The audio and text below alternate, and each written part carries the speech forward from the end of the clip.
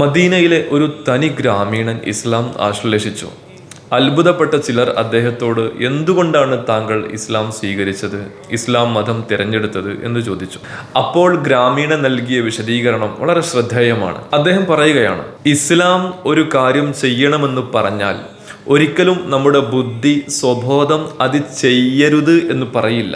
ഇസ്ലാം ഒരു കാര്യം ചെയ്യരുതെന്ന് ആജ്ഞാപിച്ചാൽ ഒരിക്കലും നമ്മുടെ സ്വബോധവും ബുദ്ധിയും അത് ചെയ്യണമെന്നും പറയില്ല. കാരണം ഇസ്ലാം ബുദ്ധിക്കും പ്രകൃതിക്കും അനുകൂലമാണ്. ഇനി മറ്റൊരു സംഭവം, തിരുദൂതരുടെ സദസ്സിലിരുന്ന് മഹാനായ അബ്ദുല്ലാഹിബിൻ ഉമർ റളിയല്ലാഹു അൻഹു അങ്ങോട്ടും ഇങ്ങോട്ടും തിരിഞ്ഞങ്ങനെ നോക്കുകയാണ്. റസൂലുള്ളാഹി സ്വല്ലല്ലാഹു അലൈഹി വസല്ലമ തങ്ങൾ എന്താണ് കാരണമെന്ന് തിരക്കി.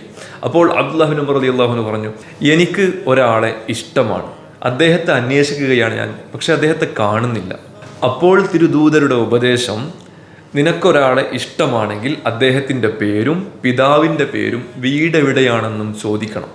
എന്നിട്ട് അവർ രോഗിയാണെങ്കിൽ അവരെ സന്ദർശിക്കണം, അവർക്ക് ജോലി ഭാരമുണ്ടെങ്കിൽ സഹായിക്കുകയും ചെയ്യണം.